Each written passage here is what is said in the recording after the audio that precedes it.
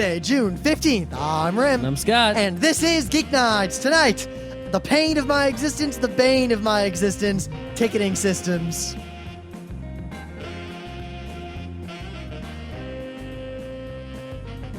Let's do this. So I get to my building this morning, going into work, and they finally completed the construction on the facade. But it's not, it's still got a scaffold going? The word Lincoln has been excised from every possible place in this building. Wow. The statue's gone. All the quotes that were in like bronze on the walls are gone. There are these plates, these gilded plates in every elevator, every hallway. The word Lincoln is gone from all of them. And now they've renamed it One Grand Central Place. Grand Central Place? Yep. It starts. Is that an actual address? Now it is. Where's Grand Central Place? Directly in front of Grand Central. Since when? Since right now. What street is that? 42nd Street. 42nd Street is not Grand Central Place. It's It is 42nd now. Street. No, 60 East 42nd Street is now One Grand Central Place. What the fuck? You can't just be like, I mean, it's one thing, right? Like if you live on a street and you want to change your number and no one else has the number you want to use and you don't like the number you got. But, and, let's say you're on the corner of, say, I don't know, 5th and 45th, right? So maybe your address is like something 5th Avenue. You could change it to something 45th Street if you want. But no, there are addresses. I mean, there's something places and something squares which are on a street, but the place or the square name, which is a legitimate address, includes neither street at the cross section. They basically made up a street. Grand Central Place, there is no road that is called Grand Scott, Central Place. There are many addresses all over America and cities that don't have the name of the street they're actually on in them. Places and plazas and all sorts of stuff like that. No, because most of the ones I know of anyway. There are plenty that aren't, It Scott. exists. Look, like, for example, Apple is One Infinity Loop, but Infinity Loop is the name of the street that's in their private campus there. Yeah, it doesn't have to be, It's a real street. In a lot of places, that's not the case. RIT, it's Law Memorial Drive, is the actual road that's RIT owns, is the private road that they have Scott, there. I'm saying it's bullshit. You can't just make up a new street. They do it all the time, actually. I've never seen it. Okay. And anyway, you can't even name one. Besides, Scott, what do you mean you've never seen it? It happened here. I can name one. Yeah, that's why I'm saying it's bullshit. They shouldn't be allowed to. Okay, the city actually was all for it, and the post office already accepts the address. They're stupid. Uh-huh. She put me in charge. I would have said no. Okay. Anyway. That's all I got. That was this morning. So what was... You just had all this righteous indignation. I don't have anything else to say about it. So why did they actually... They didn't do this just for no reason. I mean, it costs money to change the facade on a building. Why did they spend all that money for... It's a much more memorable name. It makes it kind of a trophy address and all that sort of stuff. Are they like having trouble selling space in the building? Actually, much of New York City is right now. Really? Yeah, real estate in the city for commercial purposes is pretty cheap. Turn it into apartments, baby. No, because apartments can't be in those places and don't work in those buildings. There are buildings that have residential and commercial space in them, Yeah, so it is possible to make it happen. This is one of those pre-war buildings. They cannot retrofit it that easily. They have enough trouble getting water to the bathrooms. Well, the pre-war buildings are sort of problematic, but when they do the so-called gut renovation to them and put in the nice new appliances, they are very desirable. And in fact...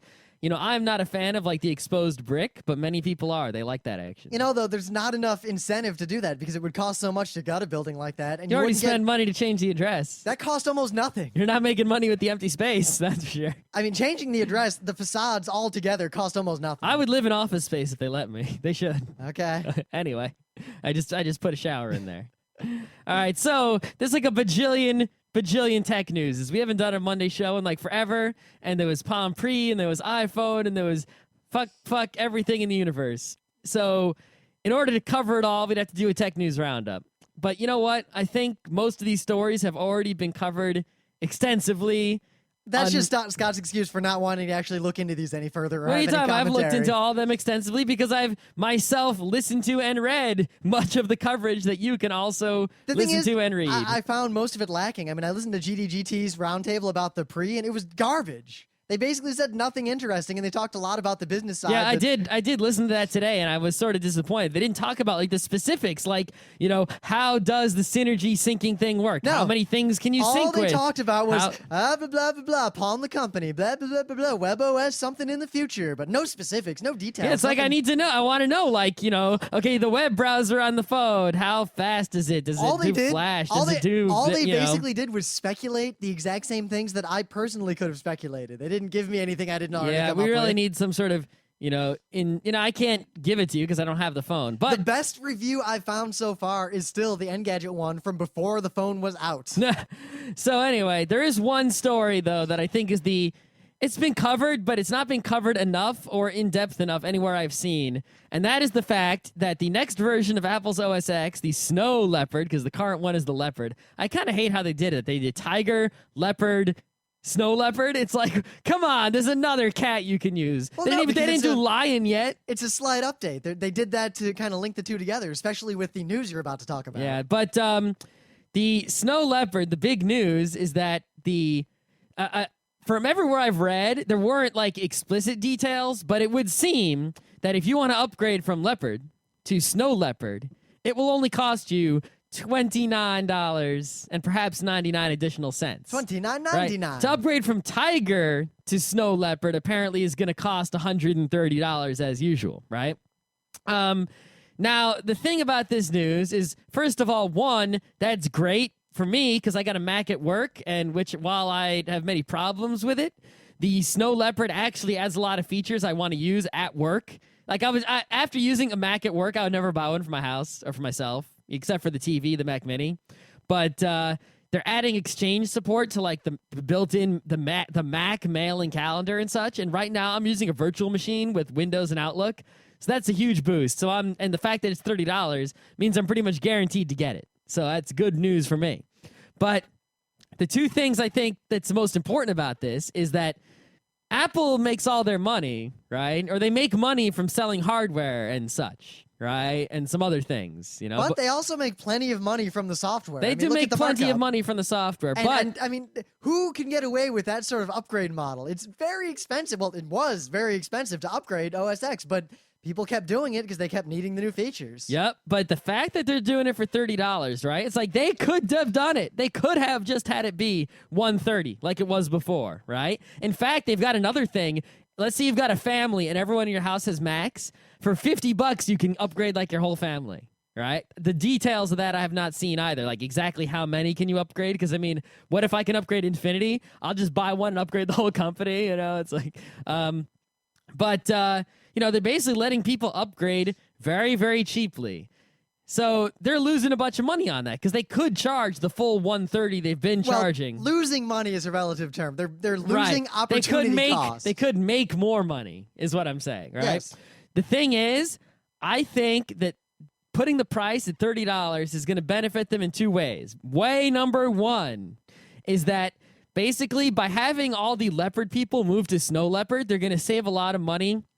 Or they're going to save some money and not having to deal with Leopard anymore, I mean, well, not even just Leopard, but people even, people might leapfrog and jump, and I think it's going to cost though the full $130 to get out of Tigerland. Yeah, but they might. And no, I don't think anyone's using any pre-Tiger anything. There are a lot of people. There really? A lot of people. Wow. I see people out there using the oldest OS just because they can't afford to upgrade. Yeah, and you can pirate the upgrade, but and I could see people upgrading out of Tigerland, even if it's expensive, just so then they can get the cheap upgrade. Yeah. Well, I don't know if the upgrade's going to be cheap. You'd have to pay.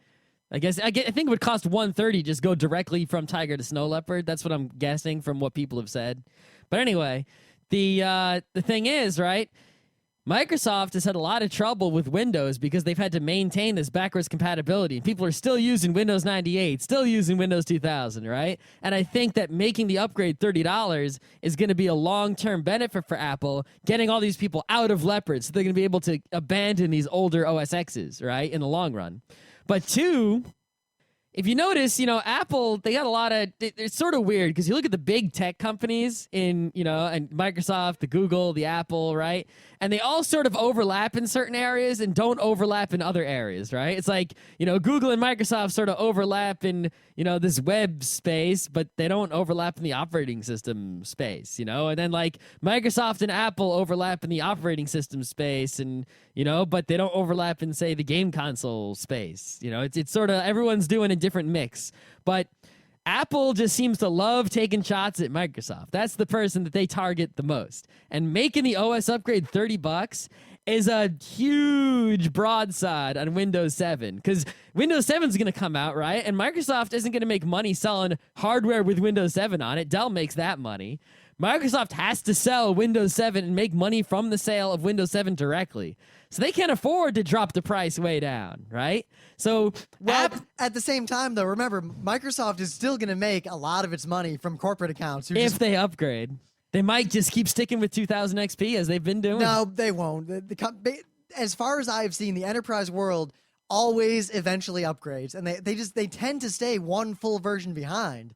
But they always upgrade. I don't know. I don't think it's going to be a big enough move. It's not going to be a full-on move to 7 like it was a full-on move to 2K XP. Actually, I'm seeing rumblings more and more that a lot of people are going to upgrade all the way up to 7 because they skipped a lot of incremental ones along the way. Really? I mean, we're moving on to 2008 server. There's one thing, Apple does not make a lot of corporate licenses on OS X, not nearly as many as Microsoft. My whole company, we bought one Airbook just because we could when they first came out. And it just sits there. No one likes it. Yeah, but it's a huge broadside, though, because people are going to go and they're going to look, and the Mac, which is typically perceived as expensive, right, and the PC, which is typically perceived as a better value, which is a better value. It's hardware and price-wise for the stuff, right? When they see the $30 OS upgrade on one side and the Windows 7 $200, who knows what it's going to cost, right?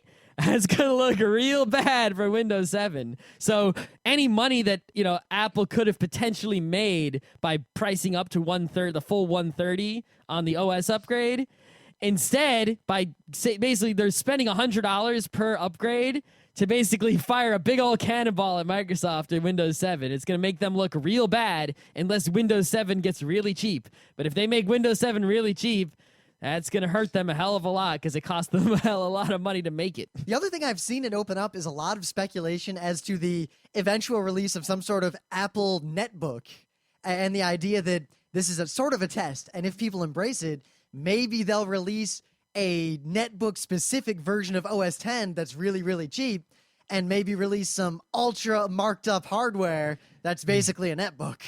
Yeah. The thing is, it's like on the one hand, right, Apple has to play this weird game, right? Because here's the one thing at Apple is that they have a hole in their product line, right? There's the Mac Mini. There's the laptops. They got the full spread of laptops, right? Except the netbook. They've got the iMac, and they got the Mac Pro. The Mac Pro is the only Mac that you can open and do stuff inside of, right? You can't open the iMac. You can't really open the Mac Mini. You're not supposed if to. You have a putty knife. Right, you're not supposed to, right? We bought a putty knife. The Mac Pro is the only one you're supposed to open, right? Yet, there's a big hole in sort of the non-ridiculous desktop that you can open, right? They used to have that. Remember, there was like the G3 towers. Yeah. People at RIT had those. It was sort of it was just a normal tower computer, but you could open it, right? They don't make a tower computer that you can open and muss with that isn't ridiculously expensive Mac Pro. Do you need to muss with it, though? There are a lot of people who would buy that, Are there, though, compared to the number of people who don't care? I think it's a product that would sell big time. It's hard. I think it would sell big time relative to what a lot of other people expect. I don't think it would be big enough for them to bother with it. Because there's a lot of people, they want something with like iMac horsepower, but they don't want the built-in monitor. They want to use their Dell monitor, mouse, keyboard they've already got. But a Mac Pro is way beyond, and a Mac Mini is not enough. The high-end Mac Mini is real powerful. It is, but not enough. And you can't add internal drives to it, and But Mac people more and more, I see, they don't want the internal drive. Actually, Mac people, they get the external drive because they have to. They don't but realize at the same internal time, drive. Mac people have jumped ahead to what I see a lot of Linux and Windows people suddenly realizing works very well. You have the hard drive on your PC that is not the storage of everything you have. It is just kind of the workspace. Well, that's why they were selling the time machine and such, or the time capsule, which uses time machine. That's really the way to go if you're a professional. It is a good way to go, but regardless, right? The Mac, there is a hole in the product line, and also I don't think it's a big enough hole for them to justify filling it. It's a hole. I know, because I think if they leave the hole, people who are going to buy a Mac are not going to not buy a Mac in enough numbers for them to care. Basically, they're pushing those people, the majority of them, in one of the two directions around the sides of the hole, and thus economy of scale makes them more money in the long run. Look how many people would have bought like the Star if it wasn't all bootleg and crappy. Bunch. How many really would have outside of the tinkerers and the nerds? I think a lot of people. I don't think that many. I think a lot. Anyway, I really don't. If you look in the past, like, before they got rid of that product, some of the best-selling Macs were like that G3 Tower. A lot more sold, a lot more than the regular old iMac, the first one with the color. See, but back then, the iMac was, like, it fit a very different role from what it does now. The iMac was, like, the baby computer for a baby. Now the iMac is a badass piece of, like, the iMac still, the new iMac and the Mac Mini are some of the best industrial design I've seen in a while. Too bad it's ridiculously overpriced and such. Thing is, it's almost worth it. I mean, our Mac Mini... The Mac Mini is only worth it because you want something in your room with your TV to be quiet, and there's no other home theater PCs that are as quiet. For your actual desk, I would never buy any Mac. It depends. Now that I've used one at work, I would never. It depends. Unless the price is way down and such. Of course, moving into a house, my big plan is to have no computer in my room whatsoever, thus not caring. Yeah. The thing is, right, Apple, with this hole in their product line, right, they sort of had to balance, right? On the one hand, right, they could sort of keep going along their current route where they make a ton of money selling this overpriced hardware, right? And with the huge markups on it. They sell a stick of RAM that's $20 for $100, right? They make shit tons of money over there. But as people are going to the netbook, they're price conscious and such, right? And that stops working for them at any point, right? What they could do is they could just sell OS X that works on pretty much any computer, right? And they could make a whole ton of money just selling copies of OS X you can run on any normal computers. And then what's Microsoft gonna do? No, if you can go and buy, freaking Snow Leopard for $100 or less, and just install it on your PC instead of Windows 7, who's gonna buy Windows 7? I mean, I wouldn't I wouldn't buy the OS X because I've learned that I don't like it at work. But pretty much everyone else is gonna, just about. I mean, who's not gonna? I'm even considering upgrading our tiny little Mac Mini, as old and slow as it is. Yeah. Right. Of course, part of the reason it's old and slow is we realized recently that thing still only has 512 megabytes of RAM. Yeah, and see, that's the thing, right? That's the reason I was discussing the hole in the product line, because, like, people would buy copies of OS X on their own to install on their desktops. But if that hole in the product line is filled, the demand to install OS X on your own desktop computer really goes away, because now Apple has the, piece of hardware that matches that, which they don't have right now. So that was what you thought was the biggest or most important bit of tech news? I think it was an extremely important news that was very overlooked and not covered nearly enough. Because I think much more important is the fact that Iran may or may not be on the cusp of a student democratic revolution. Yeah, but that is only partially a tech news. This was... The thing is, it's one, I think it is relevant enough to where it would deserve mention regardless, but we're going to hold off on discussing anything but the technical aspects of it until next Thursday, because by then, we'll have a much clearer picture of what happened and where this is going, and we'll have a lot more commentary. Mm-hmm. But technologically, this, I think, is actually a groundbreaking event, because the first time we really saw what happened here happen was during the New Orleans disaster in the United States, where the regular news media basically could not cover a story due to infrastructural problems and due to just slowness of response and all sorts of reasons. Yeah, they were trying to get, news people in there, but, the news people couldn't get there. It was dangerous and such, right?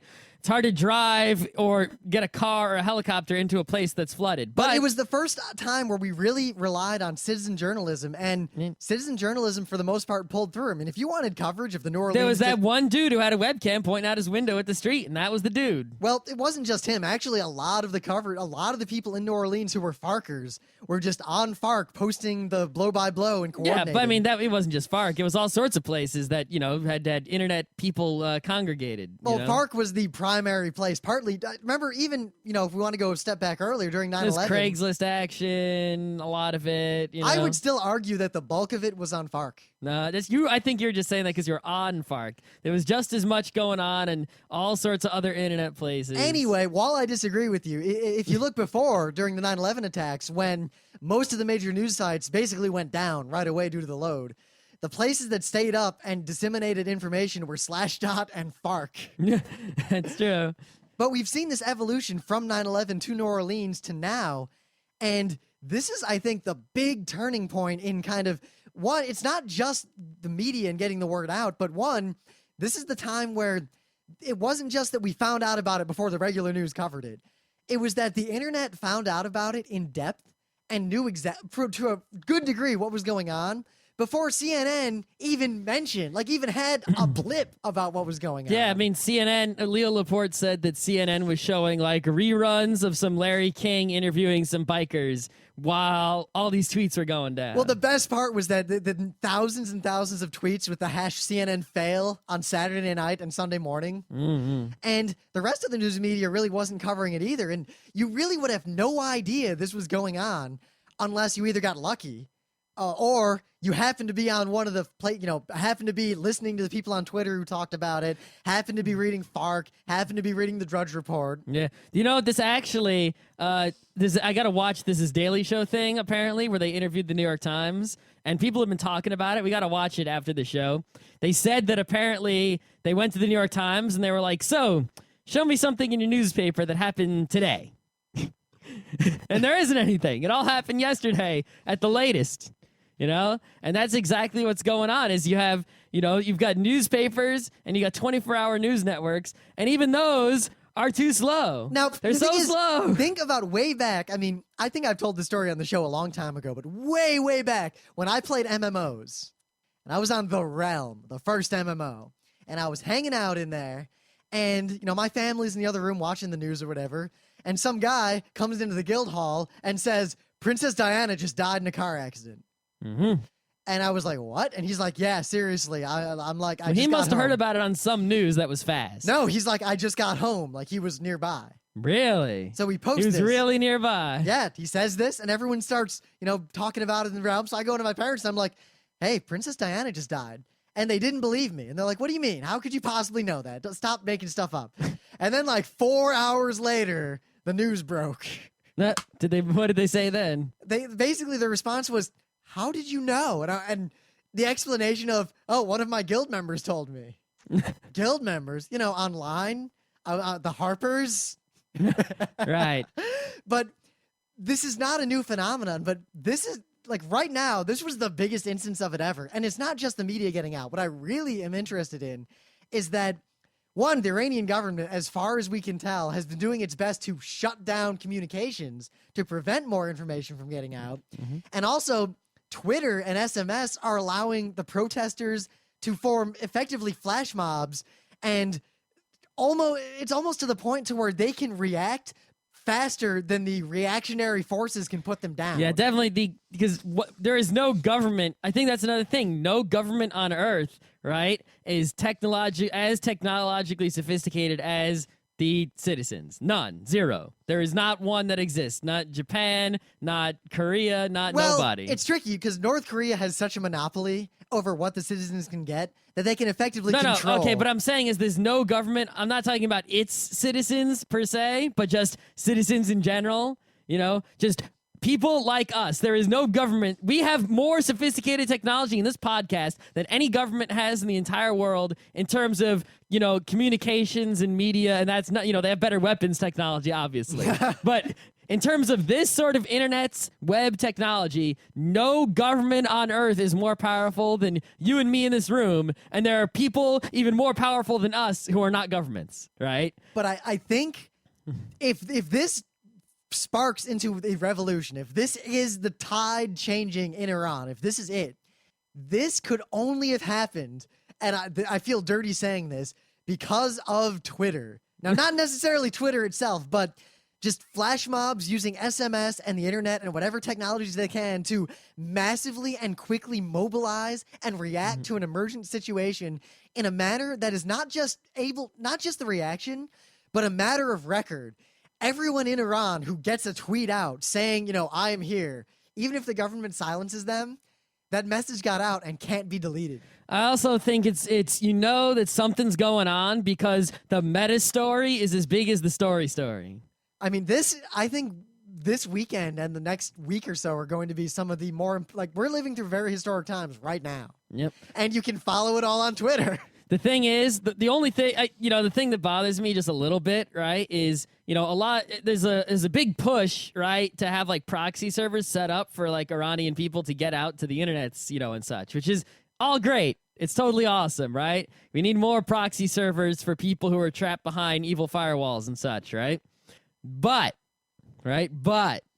first of all, you're setting up all these proxy servers now. Where have you been, for China? I mean, No, Scott, I do disagree with this point because we discussed this earlier. That one, unlike China, which is a relatively stable situation, and it's a situation to where one more proxy is not going to immediately make a change, and announcing proxies very openly also makes it very easy to stop them. So it's a much slower kind of constant effort. Yeah, but you announce a proxy on Twitter. No, the government's not sophisticated enough to see that. They're so stupid. But at the same time, doing it that rapidly for China does not help. It's not an emergent situation. People aren't dying right now. I'm not talking about the tweeting of the proxy servers. I'm talking about the setting up of the proxy servers. Even the setting up. There's a difference between the emergent situation. I mean, there are proxy servers for Chinese people to use. They exist, but there hasn't been this. There should have been this huge push for proxy servers a long time ago. There's not enough Tor nodes at all. We should have been doing this before, right? I still disagree. It's more the point that there's an emergent situation and that drives people to action because right now it's not just oppressive government. Yes, that is why people are suddenly setting up a bunch. I think that's great. Why weren't they setting them up before? It's sort of where were you? We were doing this shit years ago, setting up proxies. Suddenly now you're interested? And, all right, I don't think it's that big of a deal. All right, and second of all, right, a lot of people are tweeting out, the IPs of the proxy servers, which is totally great, right? We should totally be doing that. But if no one in Iran is following you, why are you tweeting out proxy servers? Well, at the same time, you're just spamming. Not necessarily. What if depends on the hashtags you're using, and certain hashtags could include all the. Obviously, some people are doing it wrong, but it can't hurt. No, it can't. I don't follow anyone on Twitter hardly, so I don't that's care. That's why it doesn't bother you. I don't care if people spam, and if someone does spam, I just stop following them forever. So. Yeah. See, the thing is, it's I'll see some proxy server listings come out from the Craigslist, Craig of Craigslist, right? And then I'll see a retweet from some dude I know who obviously has barely any followers, and it's okay, really? You're not helping. You're just spamming, dude. Okay? Well, that's the same situation after 9/11 when everyone tried to give blood, even though it got to the point to where there was no more demand for blood. That's so true. Because people, they care. I mean, these are people who, they knew they about to feel like they're helping, but they're not helping. They knew about Iran. They did care. Now it is I'm not doubting anyone's caring. No, they but what I'm saying is care. now it's I care. Now it's an emergent situation, and there are people dying. It is now the desire to take action and to be altruistic is overpowering. And if you are powerless, I'd never begrudge anyone, even if they're helping ineffectively, if they want to help and they try. No, I'm not begrudging them if they want to help, but what I'm saying is maybe we need a way to channel these want to help energies in a way that actually helps, because right now it's you know what? We've managed to generate all this electricity and we're losing it all as heat. We gotta send the wire the right way, and maybe just go to FARC or follow the right things on Twitter, and there are people organizing very massive units. There are groups of people that all they're doing is gathering every picture they can and getting them all over the world as much as possible. Yeah, so if you want to help, right, don't just sort of do a retweet of something uselessly. Actually think about what you're doing and try hard to do something that actually means something. If you're one of these people that actually cares, instead of just spamming on Twitter. My simple idea, my tiny little thing, and I saw some other people doing something like this. Because the symbol of this right now is green. People are wearing green. That's kind of the solidarity symbol already. Just get all your friends together, put on green armbands or something, take a picture and put it out there and hope that Iranians see Americans, American kids standing beside them. It's That little. helps more than spamming. It seems so little, but imagine someone in Iran seeing people that are nominally, a country that has always been kind of at odds with them, and the youth of that country standing by them. Mm-hmm. Now, it gave me a much more interesting idea. We could send them cookies. I like the idea of Police are so busy dealing with the protests, they won't notice our cookies. of putting together. Imagine this. What if we made a device, and all it does is if you give it power, it creates a wireless network, a WiMAX, as big as it can. No, we wanted to do this forever. And it also but I realized the way to make this effective. And it'll it'll communicate with any other nodes nearby, any access points, anything it can find. Maybe it even has a web cracker in it, just to be sure. But it should be entirely autonomous. But it should have two inputs for power, positive, negative. And it should be able to take just about any power source with the idea that you just drop them. Batteries. No, you drop them over a country, just everywhere. And the idea is that all you have to do is steal a car battery, plug this into a car battery, and leave it somewhere. You could also use actual batteries too. Well, yeah, but a car battery is the most ubiquitous, long-term source of reliable Cars everywhere power. in the world have the same kind of car battery? Except for stupid Britain. Oh, the plus With and their minus is positive reversed. with their stupid positive ground. Yeah. That was the worst idea ever. Yeah. Yeah, I mean, we've always, the internet really, while the web on the high level, the internet is a mesh and a web and and such, right?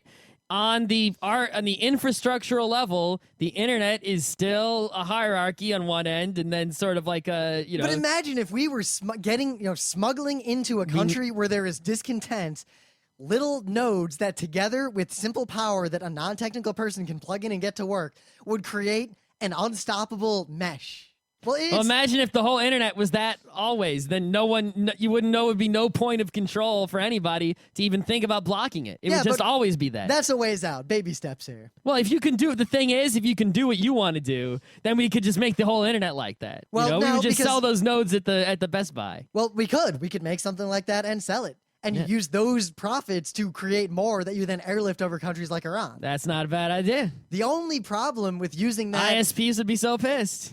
The only real problem other than that is that you'll run afoul of FCC regulations and latency would be really high, so people couldn't game with it. Well, one thing that you would definitely do with it, though, is you would definitely go IPv6 with the multicast. Because you're basically making a new network, right? Well, you would also with ad hoc, that becomes much more difficult.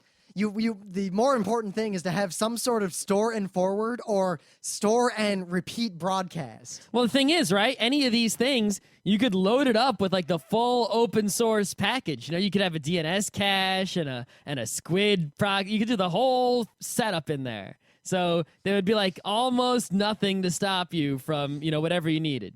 Like, let's say it was connected to the internet and someone got some info, but now the internet's out, but the node is still there and someone Wi-Fi's to it with their phone. They can still see the cache pages because you're just that awesome. But anyway, just watch the situation and watch what's going on the internet, because this has the potential to be a big turning point in terms of how we get media and communicate with each other. And the fact that I even saw a lot of hints of Anonymous attacking Iranian servers. Very nice. Here, if you want to, obviously you're not going to Iran, so unless you're in Iran, go you. Your odds of actually doing something that's really, really meaningful and helpful is pretty low unless you're very rich or something, right?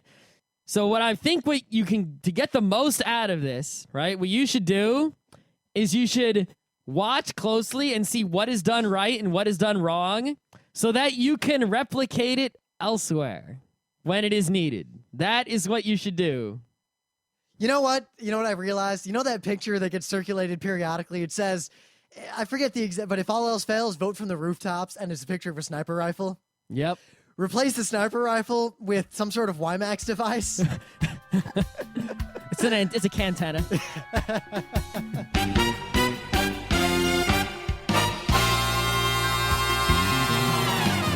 But anyway, things of the day. So I didn't actually know this existed, and the story is fascinating. I'll let you read the fullness of it, but suffice it to say, in the 20s, Henry Ford saw that the cost of rubber in making tires for his cars was pretty high. Yep.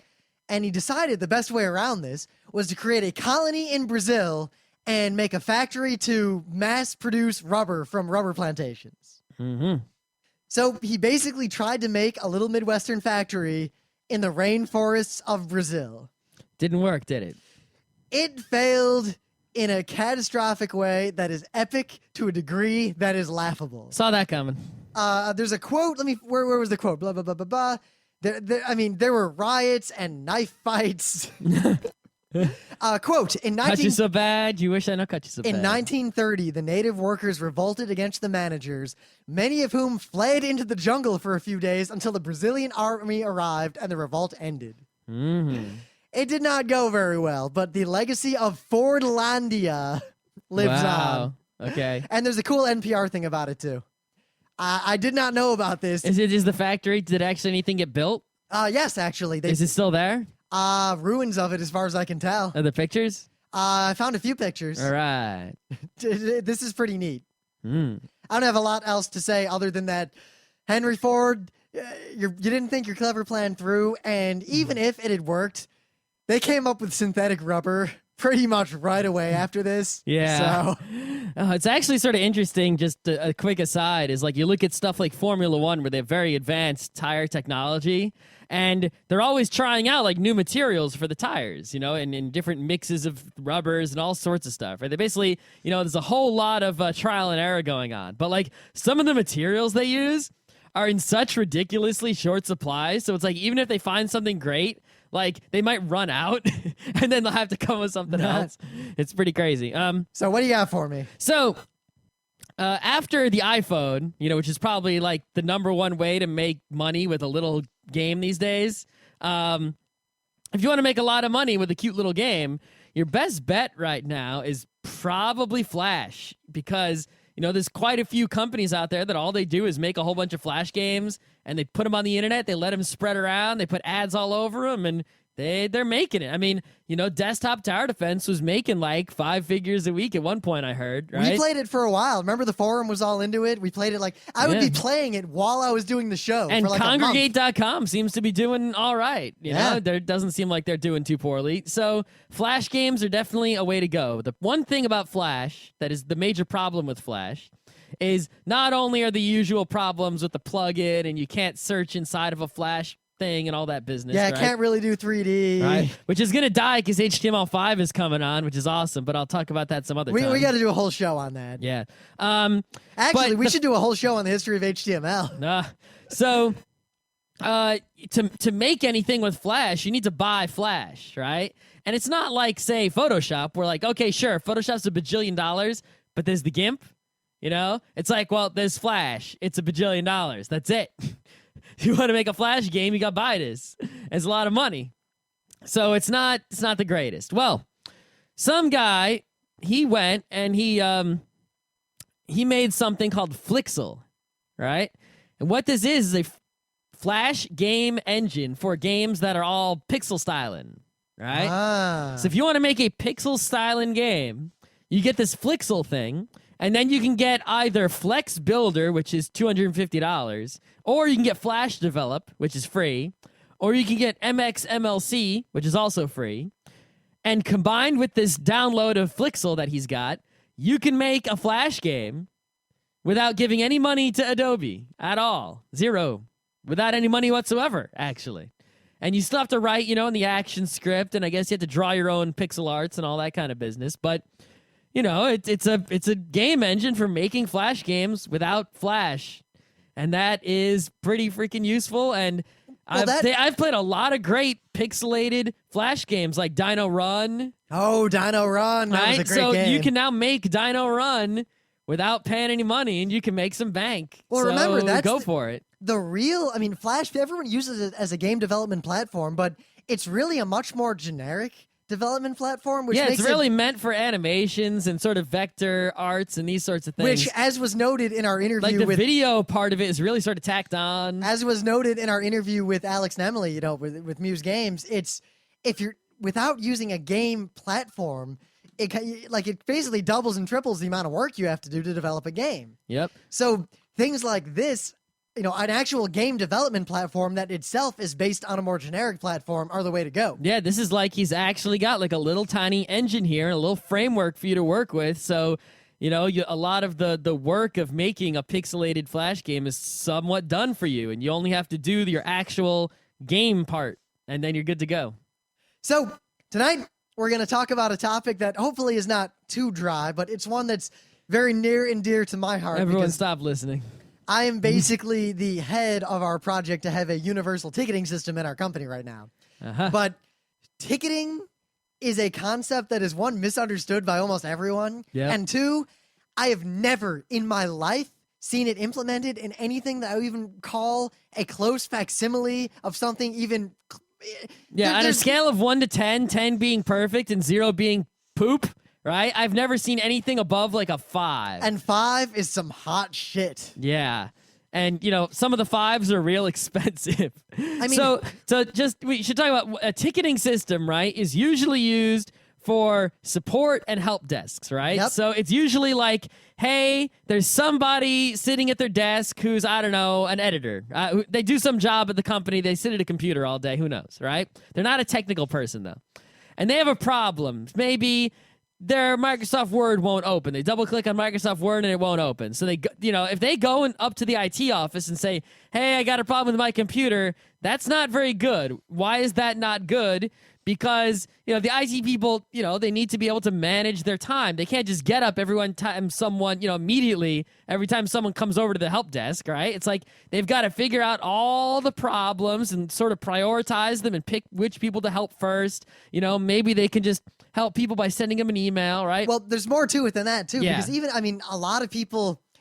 The way they manage that is, send them an email, and you get all these emails and your phone calls, and you queue them all up in some sort of human-driven business process. No, it's a lot of extra work. Well, then you have the problem where things get lost. All right, I've received 2 emails today, so by the end of the day, I've responded to both of them and fixed their problems. But then a week later, the guy from the second email emails me back saying, hey, it's not working again. And I've gotten 10 more emails, and I responded to 8. I missed one, and I didn't actually respond to the 9th guy, even though I fixed his problem. And suddenly, things get Email lost. doesn't really help you keep track of that very well at all. Which it has read and unread, and maybe it has star or flag or something. That's it. If you're using Outlook, you at least have all the colored flags. Yeah. Which I live by those. Really? Yeah. I just live by the automatic sort into folders bits. I don't use the colored flags. I use a combination. I use the stars of in Gmail though, but I don't use the multicolored stars. I stopped using those. I started using the superstars. I went back to using the regular star. Anyway. Well, you've seen I have like 30 different folder/labels. Yeah, I use the labels a lot too. Anyway, so here's already the problem. The majority of organizations that I have found, both small and large, seem to use just email and call that a business process. It's not good, right? You lose, and plus you want to document these things that later on you can look and see how good are we at fixing things. Maybe like someone had the same problem before and you want to look it up. Searching your email doesn't help, right? Maybe there's 2 tech support guys, me and Rim. Rim solved a problem for one guy. Rim's not at work today. Now the guy comes to me with the problem. I don't know what he did, but the problem's in Rim's email. Uh-oh, right? Or, I solved a problem once. So if I have a ticketing system, I categorize it. I say ticket number 9009 was this problem, and I fixed it by doing this. That is now the official solution for that problem. So when 1,000 people call in with that problem for the next 5 years, the texts go, blah, blah, blah. They talk to the person on the phone. They type in the description. They hit a search. That ticket comes up. They see the resolution procedure that I already typed in. They say, oh, okay. They click, this was the problem, and I solved it. They give the person the solution. They close the ticket. Yep, very easy. Now, ticketing systems go much further beyond that in terms of what the real purpose is. Because the idea, all you're basically doing is kind of serializing or providing unique identifiers for things that you have done so that you can find them later. It's basically just a relational database. And the ability to have a number, a ticket number, 7, and that tracks something from the beginning to the end of a business process, that is where the real gold is, and that is where most people fail miserably. Yep. Basically, when someone's at their desk and they have a problem, right, you want them to submit a ticket. You don't want them to do anything else, right? So as soon as they make that new ticket, now you have something like to attach to. You can say, it comes into the system. Based on its severity, the right people get notified. Based on the category, the right people get notified. You can go to the web page for it, or just look at it if you're using some desktop application ticket system. You can read what the person wrote in there, and since they're typing, right, you don't have to sit there on the phone while they go blah blah blah blah blah. They've typed in their whole problem, usually poorly, but it's something. Right? You can maybe, you can sort of figure out what the deal is. You can, you can assign it to someone. You can mark it as resolved. You can mark it as redundant. You can close it. Now, don't underestimate. I mean, assigning to someone, that sounds really simple, but that, like, to understand the savings there, say problems are coming in. So you've got emails or somehow notifications are coming in that there are different problems. Say you've got a team of 4 people who all respond. Who responds to what?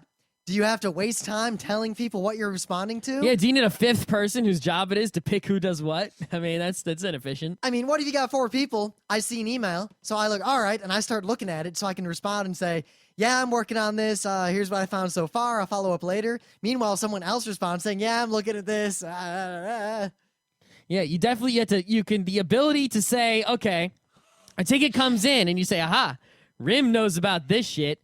You assign it to Rim. Now it's Rim's responsibility. Now, a clever ticketing system, say you have categories. So there's a category, blah, blah, blah, NTP. Now, if someone takes a call and they say, oh, this is an NTP problem, and they say, this is an NTP problem, the system automatically says, all right, the only people who know how to fix that are Rim and God. Mm-hmm. I'm going to randomly assign it to either Rim or God. Right, think of it this way, right? Let's say your job is to fix anyone's computer problems, right? Worst case scenario, people are basically constantly emailing you, calling you, and coming up to your office with all their problems. That's what a ticket system solves. The perfect ticket system, what would it be like? Oh, my God. Well, it would be like, right? It would be a lot like you're playing some MMO. And you go in, and there's all these quests, and you have to do all the quests. That's your job. Do every single quest. And you can either do them yourself. You can, maybe they're already done, and it's just the quest is stupid. Or you can say, Rim, you do this quest. God, you do this quest. And that's what a ticket system does. I like how you never even question my likening of myself unto God. Well, no, I was saying that, I know. I did not interpret that as you likening yourself unto God. I did, in that I made a subtle linguistic equivalency, and I let it stand uncontested. Uh-huh. Anyway. I thought you just implied that, God was sort of hanging out there and I guess he could be. Knew how to fix computers. Anyway, but it gets so much more complex than this. But, I mean, ticketing in itself is kind of like this overarching category. I mean, problem management, tracking the resolution of problems through a business process or through developers or whatever.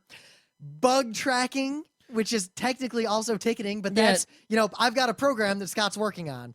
He identify a bug. He says, all right, I will call that bug number 4008, and I will track my bug tracking and it. Ticketing systems overlap in a lot of ways, and if they integrate with each other that in an intelligent way, that's actually really useful. No. What I would say is that ticketing is the overarching category, because all that is assigning. You think bugs are a part of ticketing? I don't know. Ticketing is. I think there are parts of bug tracking that do not overlap with ticketing. All ticketing is the assigning of unique identifiers to incidents of some kind. That's it.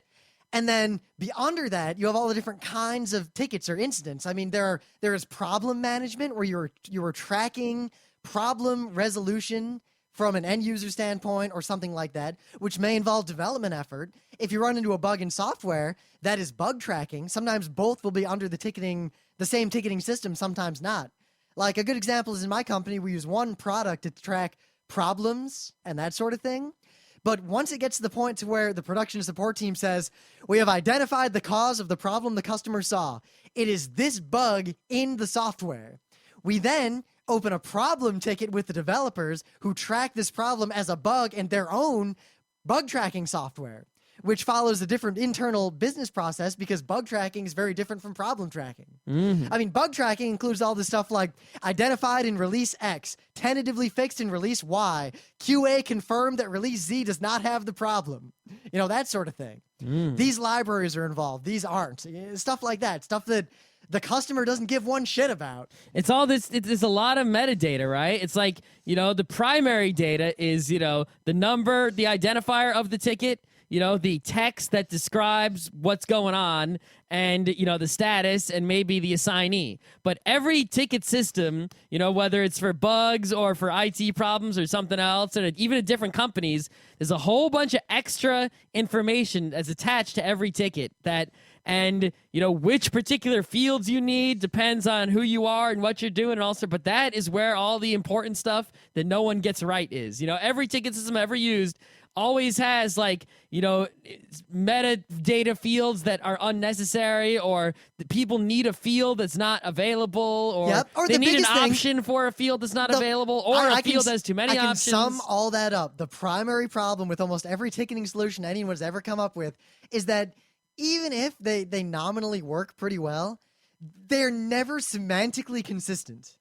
Yeah, and they're not perfectly integrated with your exact business process. They're always sort of, if you get one off the shelf, it's for like this generic business process. You either have to adapt your process to the system or hack the system until it matches your business. And a lot of people just pay out the ass to get one custom built. A lot of people write their own system, which never really ends well usually. Yeah, the problem with writing your own system, right, is sure, it's very tuned for what you do, but unless you really invest a lot into it, a lot of work or a lot of money, you're not going to get a lot of these basic features. You're going to have to reinvent the wheel a whole bunch, of features that no other ticket systems off the shelf already have. Yep. And, to invest that much money in something that is not directly profit generating. Ticketing is never a revenue generator. Yeah, it's something that's very difficult for any business to actually do unless it's got money to burn. And, just to illustrate the complexities, bug tracking. What about release tracking? Completely separate thing. Release 158 contains all these bug fixes. It has been signed off on by this QA person and this QA person. Now the production team has to sign off on it before we actually roll it out to customers, stuff like that. What about change management, which is a separate thing altogether? What about compliance? What about HR processes? Like, it gets crazy. It's not just technology. But every ticketing system out there is not just that they're poorly written, they're shitty. Like, they're really bad, and they're really, really, really expensive. I mean, Service Desk Express, like Magic's solution, which is basically Remedy Lite, costs tens and tens and tens of thousands of dollars, and out of the box does jack all. And there's a lot of open source ones out there. They suck too. OS Ticket is the best one. At least they're open source, so if you hack at them, you can theoretically get them to be what you want them to be. Over the course of be what you were meant to be, I installed about 30 different ticketing systems, open and closed source, and tried them out. And of the open source ones, I can say that only 3 I tried worked if I followed the instructions. There's a lot of them out there that are they're like web service ones, so it's like someone hosts something and you pay them. I don't trust that for shit. Yeah, it's like that's the 37 Signals Basecamp, company. That's what they're up to. Yeah, well, like Jira, was it Jira? I forget which one's which, but I tried. Jira? That's one. I've used Jira. I'm gonna tell you right now. It's terrible. That was some crap that I tried to install. And I talked to their support team on the phone when I installed their demo, and it just didn't work. And I was like, it just doesn't work. And they were like, eh. Yeah, Jira's not so great. Nah. The other thing is that like there's a lot of features that are sort of like they should be standard, but they're not, right? Like, for example, most people in your company, right, you're never going to be able to teach them to use the ticket system ever, and they don't need to, right? All you want them to do is send an email to like help at company, to get help.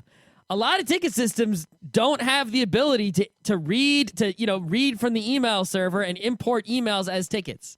That's sort of necessary. So if you don't have that, you're just done. Or even simpler. You're just disqualified right away. You do realize how few ticketing systems have any concept of escalations? I know, right? Or SLAs? Yeah, think about this. When you call up like a real data center, right? They sort of have this escalation system, right? Your problem is at this level. So they assign you to like some low-level support guy who's going to take his sweet-ass time. Your problem is super serious. We're sending you to the NOC. You go to the network operations center. Even internal escalation. Say I wanted to set up to where my boss assigns me something to do, some instant, and it's assigned to me. And say I don't update it for a couple of days. Based on the priority of this ticket, which is defined in the system, say I want it to email me and remind me after 3 days. Yeah, it was a normal priority ticket. And if I you still don't yeah. do anything. Now it emails me again and warns me that it's going to email my manager if I don't do anything. Yep. And then it emails my manager. And if I don't do anything and my manager doesn't do anything, it emails my manager's manager with the pissed off email. Yeah, and also, if the email is like low priority, maybe it never sends an email. But if the email is critical and you don't fix it with like in an hour, it starts bothering people because they need to know. Plus, that way, like, even if I get this critical ticket, so I start working on it, but I'm sucking and I'm not able to fix it right away. But I'm so concentrated on fixing it that, no one else sort of realizes that this thing is broken because it was just assigned to me. I got an email and I'm working on it. After an hour or two, this critical thing is still busted. Other people need to start knowing that I'm, failing over here to help me out because it's critical. Oh, shit. Yep. But, to go into a lot of specifics would require a lot of shows and a lot of time. Well, we're not going to go into super specifics on any of these one thing I am curious series. about, I've spent a lot of my professional career working and dealing with ticketing systems at the enterprise level. And the conclusions I have come to is that they all suck. They're all either expensive in time or expensive in money. Mm-hmm. And I have never, in any company, ever seen a ticketing system that was implemented in any good way at all. Like, even bad ticketing systems, I figure you could get them to a workable state. I have never interacted with a ticketing system that worked, and every company I have ever seen has a ticketing system that works kinda, but all the techs kinda know the problems and work around it on their own. Yeah. So has anyone out there ever encountered a ticketing system that worked? Well, I imagine, right, that the companies at which... See, the one thing, right, is off-the-shelf ticketing systems, either A, they're built to match the ticketing process at the company that made them, or B, the company that made them doesn't actually use any ticketing systems at all. They're just making one for what they think, for maybe what the employees at that company learned from wherever they worked before, So it's never going to match your business. And what you need to do is you need to come up, before you even look at the systems, right? Come up with your ideal ticketing process, regardless of any system that manages it, Come up with all the things you'd like your ticketing system to do, just on paper, right? And then go and look for a system. You can find one that comes close, right? No, you can't. If you can. No, you can't. You probably can't, but if you can, take it and modify it. And if you can't, I think it actually is sort of worth the time and money in the long run, depending on how much time and money you have, depending on the size of your company and a lot of other things, to just make it.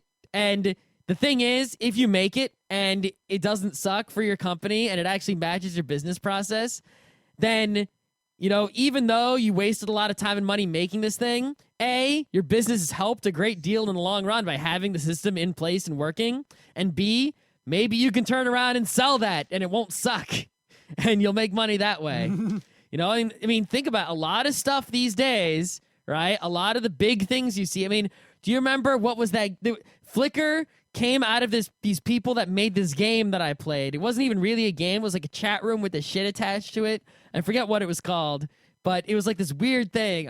But Flickr came out of that, right? They didn't go out. They didn't seek out to make Flickr. They made this other thing, and Flickr came from it. Twitter came out while they were making Odeo. Right? Same dudes, There's a whole bunch of stuff these days that, look, they made Unreal, but now Unreal doesn't make the money. The Unreal Engine makes the money, The tools you make to do your primary business end up becoming a primary business in and of themselves. Yep, and we've seen this time and time again. So it's very, very worthwhile if you have a business, right, that is hopefully successful.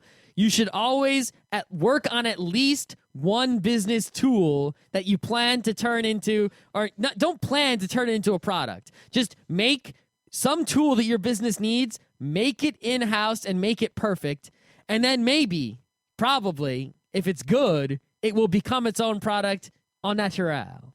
But in terms of specific ticketing systems, I'm sure many of you out there are listening to this because you're tasked with this or you're interacting with this in some way in a company, or you're some young fawn out of college and you're going to get into some business soon. You're going to have to deal with this. My advice to you is, one, be somewhat ITIL compliant, ITIL. That in your business process, because that will save you a lot of headaches. And basically what that means, to summarize, is that don't just have a priority of your tickets. Have a priority that itself is a matrix of the relationship between two other attributes on a ticket: urgency and impact. Who does this affect, and how quickly does it need to be resolved? And the priority should be a derivation of those two fields. That alone will make your business process much better. Yes, I mean, look at how many people, right? Even look when it comes to email. They send an email. This is market high priority, right? Or it's like, I remember someone told a story of how... from North America. No, they had a ticket system, right? And the ticket system didn't have priorities at all. So they added, right, an urgent button, right? Now notice how Newegg has like the rush service button, but that rush service button costs like $2 to $3, you know? Their urgent button didn't cost anything. You know, anyone could make any ticket urgent. Very quickly, every ticket was urgent. Every single one. Well, that's the same fundamental problem with QoS. If you let end users determine a QoS on a network that you don't control fully, everyone will set the maximum possible priority for all of their packets. Exactly. And then the QoS doesn't exist effectively. Yep. So for priorities on the tickets, you don't want to just set like, you know, urgent, critical, high, medium, low, right? You're never going to, you know, what you want to have is you want to have like, you know, something that's actually quantifiable, right? Not something subjective that people just, you know, will be full of themselves and pick critical, right? You want to have them be like, all right, how quickly do you need this done? Or maybe you don't even pick. What will happen if this is not done? No, maybe you set up checkboxes. For example, say you're a stock market company and you have a bunch of checkboxes on the ticket that say, you check all the following: affects a customer, affects the execution of a trade. You know, there you go. Affects the production system. See, but like affects the system. Execution of a trade. That's specific to your business and no other business. And that's, you know, that's really the problem. Is so, you know, so many of these ticket systems suck ass. Well, no, all of them suck ass. So many of these ticketing systems are geared towards solving technological problems, and as opposed to solving generic business process problems. Or they're so generic that they're not specific enough to handle anything smoothly, or they're so specific they only handle one business and no other business in the world. The other primary problem is that while the good ticketing systems are very customizable, and that's the point, you have to spend a lot of time customizing. No, it's the fact that the customization interfaces are shit. But oh, good God, are they shit? You're not going to find a user interface that's not shit on any of this crap. What enterprise anything has a good user interface? Anyway. Ticketing system or otherwise? Oh my God, nothing. But my other piece of advice to you is that do not conform your business process to a ticketing system that already exists. Yes, conform the ticketing system to your business process. And if at any point you find yourself having to change the way you do business because of the way your ticketing system handles processes, change the system. Otherwise, you're going down a road that does not end anywhere you want to be. Mm-hmm. And I'm really hungry, so let's just stop right there. Yeah, let's end this.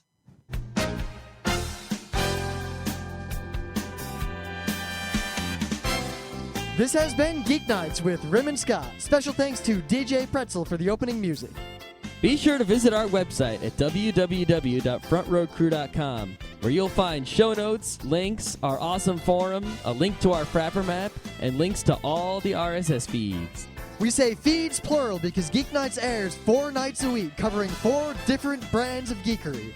Mondays are science and technology. Tuesdays, we have video games, board games, and RPGs. Wednesdays are anime, manga, comic nights. And Thursdays are the catch-alls for various rants and tomfoolery. You can send us feedback by email to geeknights@frontrowcrew.com. Or you can send audio feedback via Odeo. Just click the link that says Send Me an Audio on the right side of our website. If you like what you hear, you can catch the last 100 episodes in iTunes or in your favorite podcatcher. For the complete archives, visit the website, which has everything. Geeknights is distributed under a Creative Commons Attribution Non-Commercial Share-alike 2.5 license. This means you can do whatever you want with it as long as you give us credit, don't make money, and share it in kind. Geeknights is recorded live with no studio and no audience. But unlike those other late shows, it's actually recorded at night.